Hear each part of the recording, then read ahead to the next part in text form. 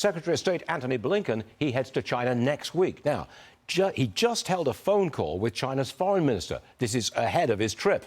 On that call, Blinken was told to show respect to China. Gordon Chang joins me now. He's our China expert.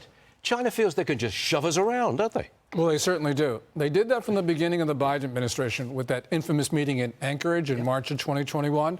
Xi Jinping, when he was in Moscow in this March, was saying to Vladimir Putin that change is occurring that hasn't happened in 100 years, and we are driving this change together, which is Xi Jinping saying, I'm the boss of the world and the U.S. is no longer a factor. And by the way, Stuart, Anthony Blinken, he's our top diplomat. Qin Gang, although he's foreign minister, is not China's top diplomat. That would be Wang Yi.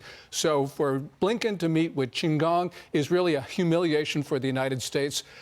Blinken going to Beijing is seen by the Chinese as a submission by the United States to the grandeur of China. This trip is really a bad idea. They're winning. I mean, if there's a diplomatic fight going on here, or a military fight, an economic fight, they're winning. Well, that's because we're not defending ourselves. The Biden administration has this misguided view of China.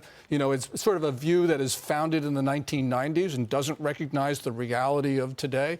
So, yeah, of course they're beating us up because we're not defending ourselves. If we had a president who actually thought he was president of the United States, well, we'd be doing okay because we're a lot stronger country. Well, what do you make of the Bill Gates visit?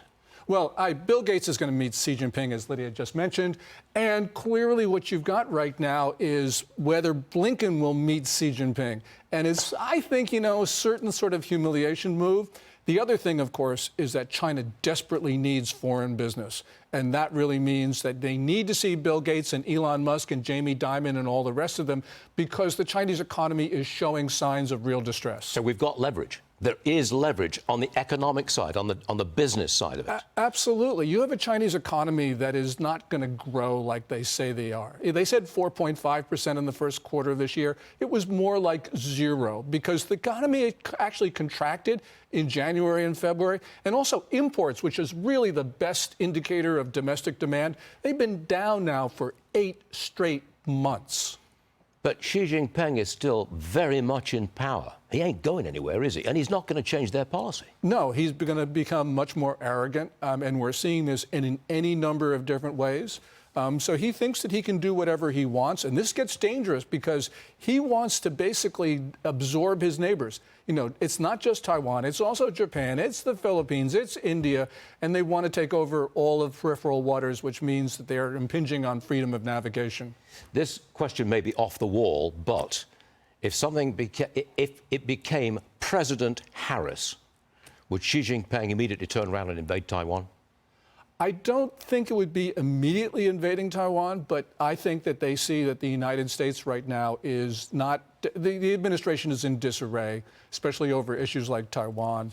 They don't think very much of our leaders. This is not, you know, President Reagan in charge, where they actually, you know, the Soviet Union respected us. This is a very different situation. And it's not Donald Trump either, is it? It's not Donald Trump, who was unpredictable and scared the bejesus out of Putin and Xi Jinping. You never knew what he was going to do. OK.